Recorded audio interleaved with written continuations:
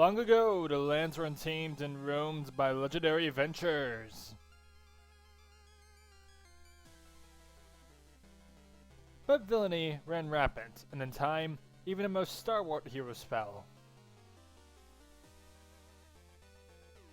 In the absence of champions, the Enchantress and her Order of No Quarters swept into power.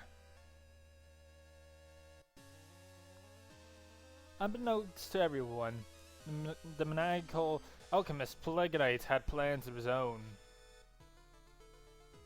He sought nothing less than to concoct a potion of unlimited power.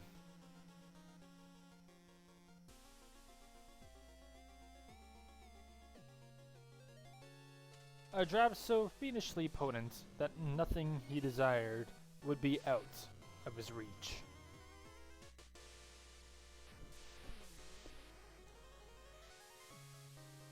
Each night, unknowingly guards a crucial ingredient. Now, the collection must begin. Also, yes, I am definitely moving around my microphone. Ow! The boss is on his way! We gotta get back to the lab fast! I don't want to get experimented on! Just hold X to charge and bomb burst out of here. Come on, hurry up! Hurry up, will ya? You little sussy boy. I hate myself now. Let's get whatever that word means. Hey guys, KirbyStarMadness here. Welcome to Shovel Knight, Plague of Shadows. Yeah, that's right, we're finally doing it. It only took, like, half a year. But we're finally doing Shovel Knight, Plague of Shadows. This has been a project that's been in the works for a long while now. And I'm excited to finally be able to do it.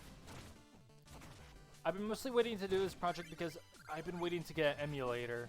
Oh, wait, no, not emulator. No. Please don't send the police after me. No. I meant a capture card. So that way then, I can actually record these better. Now, since we're at the first checkpoint area, like I'm pretty sure this is where we go. So the controllers review for Shovel Knight's campaign. Let's do for Plague Knight's campaign.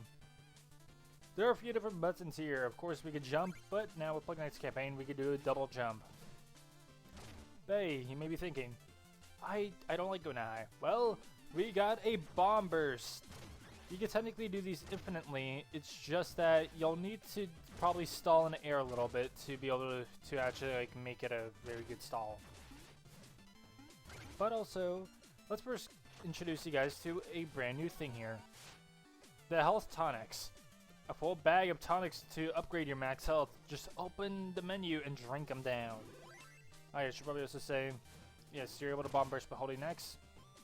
Also, like Shovel Knight's campaign, you're able to use X to throw bombs. That's always a good thing to know. But that's probably like one of the best things you should probably know. Besides that, we basically went over all the controls that we start with. Well, besides the tonics. In Plague Knight's campaign only, instead of holding this button down, or instead of holding LB and RT to like basically open this menu right here, with Plague Knight's campaign, RT, or RB, that's what I meant, allows you to open this menu. And we'll get into these little things later. In the meantime though, we'll use our tonics to increase our HP. That's probably the best thing we could do at this current moment. Also, you may be wondering what those green coins are. They go by two names. In game, they are usually referred to as chipper coins, but I'm going to refer to them by what I see some of the community refer to these coins as, aka alchemy coins. Which honestly rolls off the tongue way better for me. I don't know, just chipper coins, it just doesn't fit right with my vocal cords. I prefer the phrase alchemy coins. It makes it sound so badass. I don't know, but that's just me. But yeah. Yeah, I'm excited to do this one. If you didn't know, Plague of Shadows is my favorite campaign out of 4. And I've been wanting to do this one for a while. It was just a big mixture of, I was being burnt out on Shovel Knight, and like I said, capture card. And well, since I have both, or since I have the capture card, and I'm starting to get back into Shovel Knight, especially after Pocket Dungeon came out actually. Which Pocket Dungeon is a really fun game. I'll talk about that in a little bit actually. But all that made me excited to just return to Shovel Knight. Especially since I get to play as my favorite character. Straight up, this series I'm going to be very happy with. Expect this to probably be my best series out of the current ones that exist. Which, well, okay, there's not that much standards in those series, but, you know, it's better than nothing. It's better than just sitting there watching him scream at very low volume or scream at very high volume. Now you get to hear me scream at very normal volume. Also, this room screws a lot of people over. But actually, I want to talk about why I love Plague Knight in this game. It's specifically his momentum. Like, it's honestly a big reason why. It's also why I like some of the classic Sonic games, because I love Plague Knight's mobility. He's able to just fly. Like, it almost makes you think that he's actually a bird. Some of the community thinks he's a bird. I personally don't. I like to think that he's just a midget. That's just me. Like, that's something I personally like to live by, but at the same time though, I could also see the bird resemblance. Personally, I'm sticking with the whole idea that he's actually just a very tiny midget. But that's just me.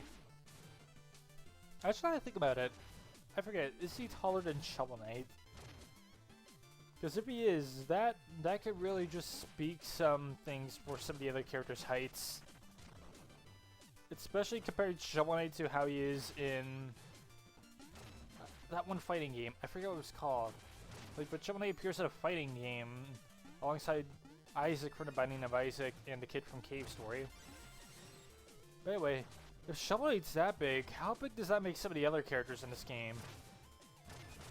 Like, that just, like, makes me question, especially since he's taller than most of their cast already. Kinda scares me. But yeah, I should probably actually mention, yes, we're gonna be going after all the music sheets.